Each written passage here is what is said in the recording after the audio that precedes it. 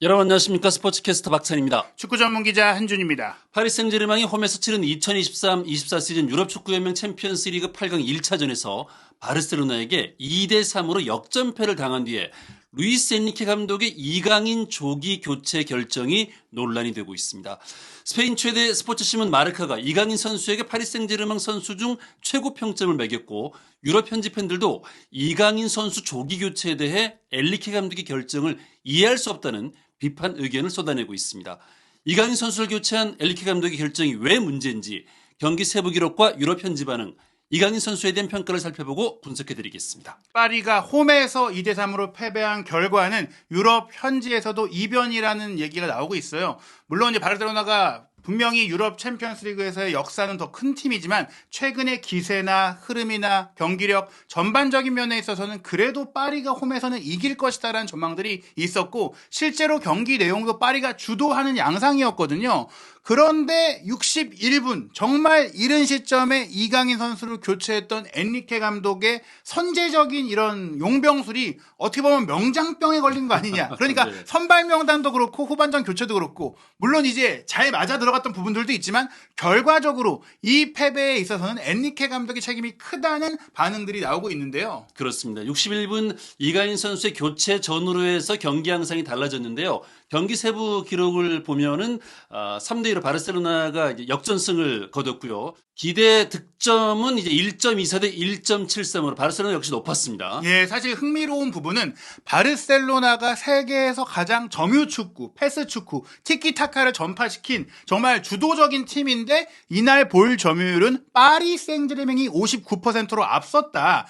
게다가 바르셀로나의 차비 감독이 바로 그런 축구를 계승하기 위해 돌아온 감독인데, 수엘 감독과도 상당히 비슷한 것 같아요. 네. 수엘 감독이 올 시즌 끝나고 바이에른 뮌헨을 떠나기로 했는데, 차비 감독도 클럽의 레전드임에도 올 시즌 부진의 책임을 지고 올 시즌이 끝나면 사임하기로 한 상태에서 챔피언스리그 우승을 딱 바라보고 있는 상황이거든요. 그렇기 때문에 결과가 중요한 상황일 수도 있고, 또 하나는 파리 생제르맹의 감독이 엔리케 감독, 전 스페인 대표팀 감독이자 전 바르셀로나 감독, 즉 차비를 선수로 쓰면서 바르셀로나의 두 번째 트래블을 이끌었던 그 감독인데, 그러다 보니까 파리 생제르맹에 지금 라리가 출신 선수, 스페인 선수들이 굉장히 많아서 어떻게 보면 파리 생제르맹도 거의 라리가 팀 아니냐 이런 얘기가 나올 정도고, 굉장히 이제 빌드업과 패스 축구 위주로 경기를 했거든요.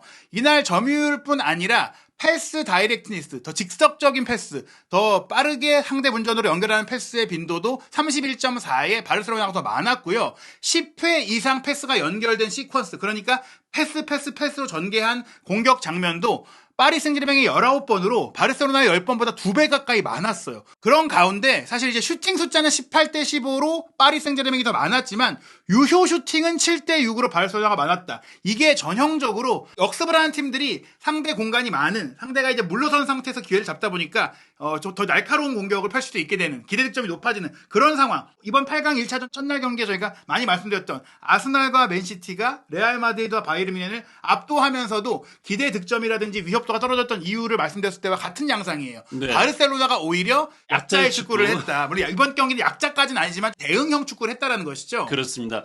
경기 끝나고 난 이후에 이 차비 감독의 인터뷰가 있었는데요.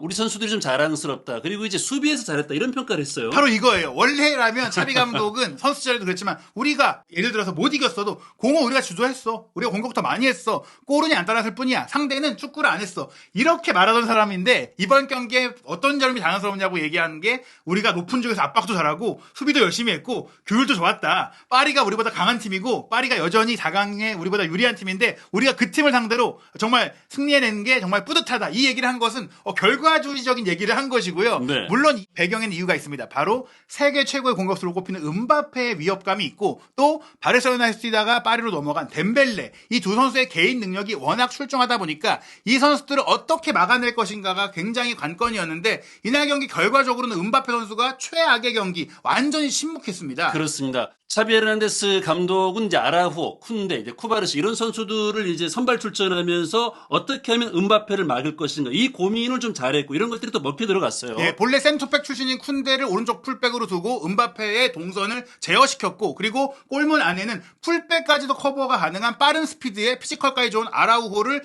딱 박아놓고 이 두 명이 더블 마크로 음바페를 막은 것뿐 아니라 유망주 센터백인 쿠바르시가 빌드업도 뛰어나지만 3자의 움직임으로 이 두 선수 곁에서도 또 음바페 패스 동선이라든지 음바페의 침투 위치까지도 함께 커버하면서 3인 수비를 했거든요. 네. 포백 라인을 구성했는데 칸셀로 정도면 공격적인 자원이고 4명 중에 3명은 음바페를 완전히 막아냈어요. 물론 음바페만 막은 게 아니라 덴벨레에게도 마찬가지였지만 아주 중요했던 거, 결정적으로 중요했던 건 역시 음바페를 막는 거였는데 음바페 선수가 이날 경기 유효 조칭이 하나도 없었다. 이것만으로도 어떻게 보면 어느 정도 성과를 낸 게 기록으로 드러나는 것이죠. 그렇습니다. 경합에서도 지금 10번의 경합이 있었는데 2번밖에 이기지 못했어요. 그 음바페가 경합에서 8번 패배했다는 것은 충격적인 기록이고요. 또 하나 주목할 게 음바페 선수가 드리블을 굉장히 잘하잖아요. 네. 5번 드리블을 시도했는데 성공을 한 번밖에 못했다. 즉 음바페가 철저히 막혔다라고 볼 수밖에 없고요. 그런 가운데 이제 아라우오 선수는 특히 슈팅 블로킹, 음바페 선수가 슈팅하는 거를 다 그 무릎이나 다리나 몸으로 막아내면서 4개를 블로킹을 했고 클리어링도 4개, 가로채기도 2개를 했고요.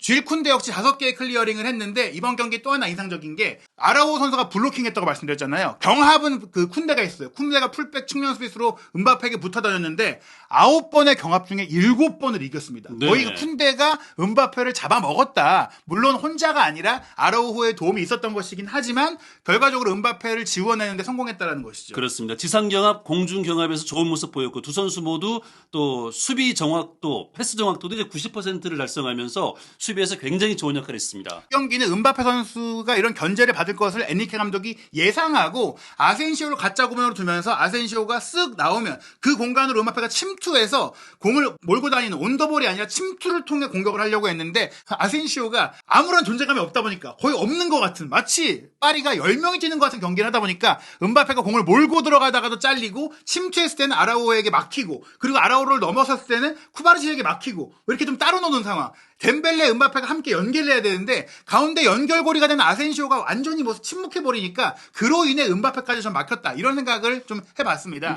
엔리케 감독의 인터뷰 내용도 좀 확인해 볼까요? 이제 많은 골이 터져 나왔다는 얘기를 했는데 이강인 선수 교체에 대한 아쉬운 얘기는 하지 않았나요? 예, 사실 뭐 그 부분에 대해서는 현지 기자들이 질문 안 한 것 같고요.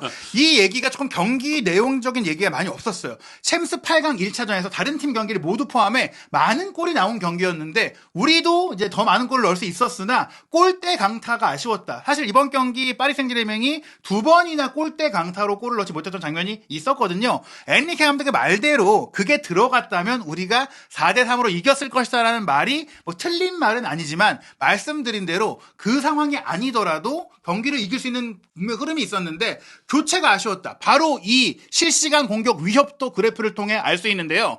61분에 이강인 선수가 교체 아웃 되던 시점에 파리가 2대1로 이기고 있었어요. 그런데 그 교체 아웃 이후에 어떻게 됐습니까? 바르셀로나의 공격 위협도가 파리보다 낮았는데 이강인 선수가 교체 아웃 되자마자 바르셀로나의 공격 위협도가 파리를 뒤집고 올라가서 경기가 끝날 때까지 바르셀로나가 공격 위협도를 지배했어요. 그리고 바르셀로나의 동점골과 역전골이 나왔죠.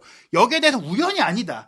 이강인 선수를 빼자마자 경기 주도권을 잃은 것은 우연이 아니다라는 겁니다. 네, 엔리케 감독의 생각이 분명히 있었을 거예요. 자이르 에메리 선수를 투입할 때는 분명히 이유가 있었고 아마 준비했던 생각도 있었을 텐데 이런 것들이 결과론적으로는 실패했다. 이강인 선수 교체 아웃 이후의 경기 양상이 완전히 바뀌지 않았습니까? 사실 뭐 이강인 선수에게 부상이 있었다거나 뭐 체력이 떨어졌다거나 그렇다면 이해할 수 있겠지만 이강인 선수가 한참 잘하고 있었거든요. 왜냐하면 이제 선수의 기록을 기반으로 한 소파스코어의 평점을 보시면 이날 분명히 파리에서 가장 잘한 선수는 비티냐였어요. 네. 8.5점 받았고 뭐 골맛도 봤죠. 그런데 비티냐 다음으로 높은 평점이 바로 7.4점의 이강인 선수고 이 7.4점은 골대도 때리고 득점도 했던 덴벨레의 7.4점과 같은 점수입니다. 즉 이강인이 이렇게 잘하고 있었는데 굳이 뺄 필요가 있었느냐. 물론 저는 기본적인 의도는 이해를 해요. 이강인 선수를 빼고 워렌 자이르 에메리를 투입했는데 자이르 에메리는 중앙 미드필더 성향으로 물론 공격력이 있긴 하지만 체력 좋고 수비 커버가 좋고 많이 뜯을 수 있으니까 2대1로 앞서는 상황에서 바르셀로나가 공격의 고삐를 좀 높이면은 우리는 좀 지키면서 역습하자 이런 생각을 한 것 같은데 스페인의 감독들의 마인드라면 차라리 상대가 최선의 수비가 공격이란 말이 있잖아요. 더 공격하면서 주도권을 높이면서 상대 지역에서 공이 돌게 해야 되는데 이강인 선수가 빠지기 시작하면서 공을 잃어버리고 공격이 안 되고 밀려 내려오다 보니까 실점하게 되고 경기를 잃어버렸다. 그리고 중요한 게 이강인 선수가 나감과 동시에 들어온 선수가 있잖아요. 네, 그렇습니다. 이강인 선수가 나감과 동시에 바르셀로나는 조앙 펠릭스 그리고 이제 페드리 선수를 투입했거든요. 최근에 이제 리그에서 굉장히 좋았잖아요. 게다가 페드리가 오랫동안 부상으로 빠져있긴 하지만 이 선수의 몸 상태만 좋다면 세계 최고의 미드필더 중에 한 명이고 네. 실제로 페드리가 들어오자마자 동점골을 어시스트했고 페드리의 평점도 7.6점이었어요. 바르셀로나 미드필드 라인에서 프랭키 더용이나 세르지 로베토가 6점대로 부진한 상황에서 페드리가 들어와서 공격이 날카로워졌고 여기에 추가로 이후에 교체 투입됐던 크리스텐센까지도 골맛을 보고 최고의 활약을 펼치면서 어떻게 보면 용병술에 있어서 엔리케 감독이 차비 감독에게 패배했다. 물론 엔리케 감독 역시 후반전 시작과 함께 투입한 바르콜라가 활약을 하면서 경기를 뒤집으면서 먼저 좋은 용병술을 보였다고도 할 수 있겠지만 그 좋은 흐름을 본인이 좀 잃어버린 자멸한 것은 이강인 선수를 뺐던 것이다라고 볼 수밖에 없는 것이죠. 그렇습니다. 네, 스페인 마르카의 평점 보면은 이강인 선수가 이제 별 2개를 받았습니다. 예. 스페인 마르카의 평점은 별점 3개가 최고 점수인데 일단 네. 바르셀로나에 보시면 차비 감독 이 용병술의 성공으로 별점 3개 받았죠. 엔리케 감독은 하나 받았어요. 못했다라는 얘기거든요. 그리고 바르셀로나 최고의 선수인 하피냐에게 이제 별점 3개로 최고의 평가를 냈고 그 외에 교체 들어온 페드리 별점 2개죠. 이날 좋은 수비로 은바페를 막았다고 말씀드린 쿤데, 아라우호, 쿠바르치도 별점 2개죠. 대체적으로 잘했다. 그리고 연계 플레이 좋았던 레반도프스키 별점 2개였죠. 그럼 파리에서는 어떤 선수가 최고 평점을 받았냐? 이날 왼쪽 측면 수비수로서 굉장히 많이 움직여준 누누 멘데스 2개, 골을 넣은 비티냐와 덴벨레 2개, 그리고 이강인 선수가 별점 2개를 받았어요. 그리고 네. 후반에 들어와서 좋은 활약을 펼친 바르콜라 2개. 즉 이강인 선수가 이날 파리에서 분명히 잘했다, 영향력이 높았다라는 평가를 스페인 언론에서 내린 거고요. 제가 이제 프랑스 언론의 평점도 살펴봤는데 사실 이제 프랑스 언론들은 이강인 선수에 대한 평가가 대체적으로 박해요. 박하긴 한데 그럼에도 불구하고 이날 파리 선수들 중에서는 평점 상위권이다. 대표적인 하나의 매치가 막시풋인데요. 막시풋에서는 멘데스에게 7점 최고점을 파리 선수 중에 줬고 덴벨레 6점, 비티냐 6.5점이고 이강인 선수 4.5점이잖아요. 4.5점은 잘했다라는 평가는 아니지만 나머지 선수들의 평점 보세요. 2점, 3점, 4점입니다. 그리고 다른 매체들도 거의 대부분의 선수들에게 2점, 3점, 4점대를 주고 이강인 선수는 5점이나 6점이나 뭐 이런 정도의 점수가 나왔어요. 즉 이강인 선수는 이날 제 몫을 하고 있었는데 좀 의아한 교차가 있었다. 이런 것들을 유럽의 매체들이 다 평가하고 있는 겁니다. 네, 61분 소화했는데 이강인 선수의 터치가 49번, 패스 성공률은 이제 94%, 킥패스도 3차례가 있었고요. 예, 크로스가 5번인데 한 번도 연결이 안 됐지만 크로스 패스는 원래 받는 선수 중요하잖아요. 네. 이런 날카로운 크로스가 갔다는 것만으로도 상대 지역에서 상대의 수비가 올라올 수 없도록 위협을 가했다는 얘기거든요. 그리고 패스 성공률이 이렇게 높다는 것은 공을 안 뺏겨서 역습 기회를 주지 않았다는 얘기인데 이강인 선수가 빠지면서 패스 성공률도 팀이 전체적으로 떨어지고 공도 잃어버리고 크로스 패스라든지 날카로운 플레이가 되지 않았고 또 이강인 선수가 세트피스에서도 날카로운 것들이 있었는데 이강인 선수가 교체된 이후에는 파리가 얻은 세트피스 기회도 무디었거든요. 즉 이강인 선수가 나가고 나서는 공격이 아예 안 됐다. 소유가 아예 안 됐다. 그러면서 밀렸다라는 겁니다. 네. 후반전 이제 51분 상황인데 후반전 들어서도 이제 이강인 선수의 활약이 아주 인상적이었습니다. 예, 지금 장면도 그랬죠? 바르콜라가 들어오면서 나왔던 이 역전골 과정에서 보시면요. 바르콜라가 공을 잡았을 때 이강인 선수가 그 바르콜라의 사이드로 빠져 움직여 들어가잖아요. 수비의 시선 뒤로 빠져 움직여 들어가서 공을 잡은 이후 사이드에서 상대 수비를 벌려놓은 다음에 이제 파비안 루이스에게 이강인 선수가 패스를 주고 파비안 루이스의 스루 패스를 비티냐가 침투하면서 득점했기 때문에 이강인 선수의 기점 패스가 역전골의 이제 디딤돌 역할을 했다. 이렇게 볼 수가 있고요. 이 장면 직후 그러니까 추가골까지 나올 뻔했어요. 55분에는 이강인 선수의 스루 패스를 받은 바르콜라가 문전까지 치고 들어가서 때린 슈팅이 테오 슈테겐의 손을 살짝 스치면서 크로스바를 때렸습니다. 이게 네. 크로스바를 안 때리고 들어갔으면 이강인 선수의 어시스트로 파리가 3대1까지 점수차를 벌릴 수가 있었던 장면이 나왔던 거죠. 그렇습니다. 58분에도 이제 비티니아 선수가 측면에서 패스 연결을 시도를 했고 이강인 선수가 왼쪽 돌파 후에 크로스 연결을 시도했는데요. 마르키뉴스의 이제 헤더가 이제 연결이 되지는 않긴 했습니다만 계속해서 교체 아웃되기 전까지 이강인 선수의 활약이 불을 뿜고 있었습니다. 예, 특히 이 장면은 오른쪽 위주로 뛰던 이강인 선수가 왼쪽으로 이동해서 좋은 활약을 보였고 또 60분 같은 장면은 오른쪽으로 다시 와서 페널티 에어리어 안쪽까지 진입해서 주앙 칸셀로를 앞에 두고 드리블하다가 확실히 제꼈거든요. 그리고 칸셀로가 공을 못 건드렸어요. 못 건드린 상태에서 이강인 선수의 다리를 걷어차면서 넘어졌기 때문에 페널티킥이 나올 수도 있었는데 이날 주심이 바로 몸싸움에 관대한 앤서니 테일러, 악명 높은 앤서니 테일러였기 때문에 이 장면 그냥 넘어갔어요. 물론 아주 거친 경합 정도는 아니었기 때문에 뭐 이걸 가지고 너무 큰 오심이다라고 말씀드리긴 어렵지만 이런 장면들처럼 이강인 선수가 후반전 거의 교체되기 전까지 지속적으로 위협적인 장면들을 만들고 있었는데 갑자기 61분에 뺀 거예요. 그렇습니다. 이강인 선수가 교체되고 자이르 에메리 선수가 투입이 됐습니다. 그리고 상대팀은 이제 펠릭스 페드리 선수가 들어갔고 야말과 세르지를 교체 아웃시켰어요. 예, 그러면서 조금 더 공격적으로 플레이했던 바르셀로나가 결국에 역전에 성공한 건데요. 이런 반응이 사실 우리 같은 경우에는 한국 사람이니까 좀 이강인 선수를 편애하고 이강인 선수에 대해 좀 쏠린 의견을 내는 거 아니냐라고 생각하실 수 있는데 그렇지 않습니다. 유럽의 현지 팬들, 현지의 이제 트위터에 올라온 반응들을 보시면 다들 이강인 선수의 교체를 이해할 수 없다라는 다양한 국가의 팬들이 얘기를 하고 있어요. 네, 엔리케 감독이 이강인 선수를 뺐는데 왜 뺀 건지 궁금한 거예요. 예. 그 시점으로 경기 양상이 완전 달라졌으니까요. 예, 루도빅이라는 한 팬은 이제 프랑스 사람인 것 같은데 이강인의 교체에 대해서 나한테 설명해줄 사람이 있냐? 다 이해가 안 된다 이런 얘기를 했고요. 또 이강인 선수가 스페인 내에서 라리가에서 활동하는 선수다 보니까 팬이 많거든요. 페데라는 한 팬은 이강인이 좁은 공간에서 좋은 경기를 하고 있었다. 그리고 공간을 잘 이해하면서 연계 플레이를 잘하고 있었기 때문에 이강인이 잘하고 있었기 때문에 노 엔드엔도 이해할 수 없다. 그가 나간 것을 이해할 수가 없다라는 스페인 팬들의 반응도 있었습니다. 네. 엔리케 감독은 팀이 최고의 경기를 하고 있을 때 최고의 선수였던 이강인을 교체하는 결정을 내렸다.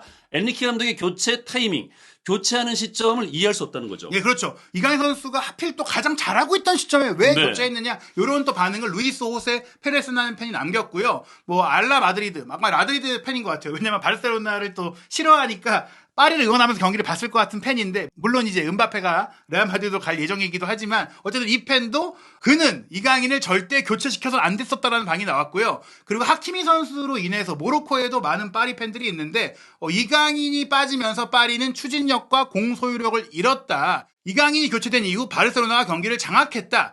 파리가 경기를 지배하고 있었는데 이강인을 뺀 것은 물음표로 남았다고 지적을 하면서 역시 모두가 축구를 보는 눈은 같은 것 같아요. 이강인이 빠지면서 파리가 이길 수 있는 경기를 놓쳤다고 볼 수가 있겠습니다. 네, 61분을 기점으로 경기 양상이 완전히 바르셀로나 쪽으로 넘어갔습니다. 비티냐 선수가 이날 최고의 활약을 했습니다. 예, 비티냐 선수가 전반적으로 좋은 활약을 펼치긴 했는데 득점 차스 패스 기록에서 비티냐가 1위이긴 한데요. 비티냐가 원볼란치로 밑에 내려갔기 때문에 그런 전진 패스가 많이 나올 수밖에 없었고 그 다음으로 득점 찬스 패스를 받았던 게 다 후반에 나온 선수예요. 이게 네. 흥미로운 거죠. 후반만 뛰고도 바르콜라가 이제 2위고 페드리가 3위인데 페드리가 바로 이강인 선수가 나가자마자 들어와서 30분 뛴 선수거든요. 즉 그 전까지 바르셀로나가 거의 공격 기회를 많이 만들지 못하다가 이강인이 나가고 상대는 페드리를 넣으면서 경기 흐름이 뒤바뀌었다. 바로 그렇게 볼 수가 있는 겁니다. 그렇습니다. 자, 62분 상황, 동점골이 나오는 장면이었거든요.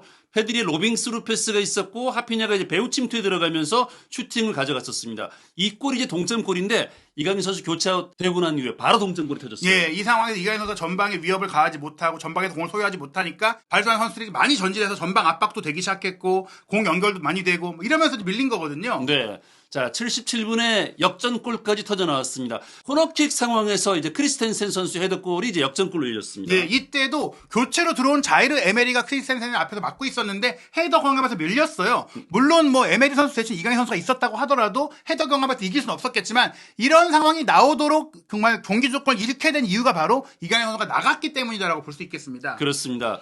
자, 엔리케 감독의 이제 선발 카드도 좀 실패를 했다고 볼 수 있는데 지금 보면 전반전에 이제 11번 이제 노랗게 동그라미 친 선수가 아센시오 선수 아닙니까? 예, 사실 후반전에는 분명히 이강인 선수가 나가기 전까지 초반 15분 동안 주도를 했지만 전반전을 뒤진 채 끝냈던 이유는 아센시오가 이제 가짜 9번인데 가짜 9번 사실 전방에 포진되어 있지만 내려가서 플레이하는 게 맞거든요. 네. 그런데 센터백 앞까지 내려가는 건 아니잖아요. 어디까지 내려가는 건가요? 지금 평균 위치를 보시더라도 공을 소유했을 때 어디에 내려가 있느냐. 그러다 보니까 어떻게 보면 파리는 공격수 한 명이 없는 것 같은 플레이를 하게 됐다. 물론 미드필드에서 공을 주고받으면서 패스 플레이, 공 점유율을 높이는 데 관여했을 수도 있지만 그런 면도 별로 보이지 않았거든요. 반대로 바르셀로나는 내려서서 지금 보시면 야말과 하피냐 이런 선수를 통해서 역습하는 축구, 바르셀로나답지 않게 효과적인 축구를 했는데 이런 면들이 결국에는 선발 전략도 엔리케 감독이 실패했다. 그나마 이제 이걸 이걸 빠르게 수정했던 엔리케 감독이 후반 시작과 함께 아센시오를 빼고 바르콜라를 투입했던 것은 옳은 선택이었지만 그 다음에 이기고 있는데 이강인 선수를 뺀 것은 명장병에 가까운 조금 너무 과했다라는 겁니다. 네. 전반 7분 상황인데 이강인 선수가 이제 슈팅을 하면서 골키퍼에게 걸리긴 했습니다. 이 장면도 사실은 지금 빨갛게 동그라미 원안에 있는 선수가 아센시오 선수잖아요. 예, 사실 뭐 이 장면에 대해서 프랑스 언론은 이강인의 슈팅이 너무 정직했고 이강인의 슈팅이 너무 날카롭지 못했다라고 하는데 축구를 하면서 이런 슈팅 기회가 나올 때 어떻게 해야 좋은 슈팅이 나오냐. 상대 수비가 앞에 다 진치고 있잖아요. 선택지가 없었어요. 예, 분산시키기 위해서 선수가 움직여줘서 벌려서 각을 만들어 주던지 아니면 직접 여기서 패스를 받을 수 있는 위치에 가져야 되는데 아센시오가 중앙 공격수로서 헤딩 안 되죠. 그리고 힘도 안 좋죠. 위치 선정도 안 좋아요. 그러니까 있으나 마나 오히려 수비를 하는 것 같은 슈팅의 각을 막는 것 같은 역할을 하는 상황이 됐던 거예요. 네. 18분 상황도 좀 비슷한 장면이었습니다. 예, 은바페 선수가 반대로 넘겨주고 이강인 선수가 공을 잡았는데 트래핑이 조금 불안정하게 나오긴 했었거든요. 그런데 만약 여기서 아센시오가 중앙 공격수로서 크로스를 할 수 있는 선수라면은 바로 크로스를 해갖고 헤딩을 흘려주거나 슈팅을 할 수도 있는 거고, 혹은 이강인 선수가 이어봤더라도 아센시오가 좀 부지런히 움직여줘갖고 가까이를 붙어서 연계 플레이를 하든지 아니면 배우 침투를 해갖고 논스톱 패스를 받을 수 있는 위치를 가든지 해야 되는데 아센시오가 정말 의미 없는 포지셔닝, 황당한 정말 아무런 도움이 안 되는 움직임을 통해서 잉여 자원이 됐기 때문에 전반전에 파리의 공격이 안 풀렸다는 겁니다. 네, 전반전은 그야말로 이제 경기를 주도했던 파리 생제르맹인데 아센시의 존재감 때문에 마치 10명이 11명을 상대하는 그런 느낌마저 줬습니다. 네. 자, 48분 상황인데요. 그러다가 이제 후반전 들어와서 바로 동점골이 나왔던 배경에는 바르콜라의 투입이 있는데요. 아센시오가 가짜 구번으로 있을 때는 은바페 왼쪽, 덴벨레 오른쪽이었어요. 근데 이제 이 두 선수가 중앙 공격수가 없는 것 같은 상태에서 고립돼 있었잖아요. 후반전에는 바르콜라가 오른쪽으로 들어가고 덴벨레가 왼쪽으로 가고 은바페가 중앙, 그리고 그 뒤에 이강인 선수가 뛰게 되면서 폭이 생긴 거예요. 네. 좌우 윙어가 생기니까 상대 수비의 간격이 벌어지고 그 사이로 이강인, 은바페가 쑥쑥쑥 들어가는 과정 속에 덴벨레, 은바페의 이제 플레이가 이어졌고, 그러다가 이제 덴벨레의 슈팅이 동점골로 연결이 됐던 겁니다. 그렇습니다. 자, 후반전 75분 상황인데, 자, 이 장면도 아주 인상적이었죠. 이 장면 같은 경우도 바르콜라, 덴벨레가 벌려 있으니까 바르셀로나의 수비 사이 간격이 벌어졌잖아요. 네. 여기서 비티냐 선수가 수비 사이로 찔러 넣은 패스를 덴벨레가 받아서 슈팅까지 했는데 이게 아쉽게도 골포스트를 때렸기 때문에 엔리케 감독의 말대로 이게 들어갔더라면 또 어떻게 됐을지 모르는 상황이긴 하지만 어찌됐거나 이강인 선수를 안 뺐다면 여기서도 더 많은 선택지가 있을 수 있었고 마지막까지도 공격을 살릴 수 있었을 텐데 아센시오의 선발 투입, 이강인 선수의 조기 교체 아웃, 이 두 가지의 선택이 바로 이날 경기 파리가 이길 수 없었던 엔리케 감독이 자초한 문제였다고 볼 수 있겠습니다. 그렇습니다. 파리 생제르맹은 사실 과거에도 홈에서 크게 이기고 바르셀로나 가서 이제 크게 패하면서 다음 라운드 진출하지 못하는 그런 상황들이 있었거든요. 예, 근데 이번에는 홈에서 패배했기 때문에 2차전을 앞두고 이제는 파리가 탈락하지 않겠냐라는 전망들이 많이 나오고 있는 상황입니다. 네, 자, 프랑스 리강 사무국은 파리 생제르맹의 챔피언스리그 일정을 배려해서 사실 주말 로리앙과의 리그 경기를 연기해줬습니다.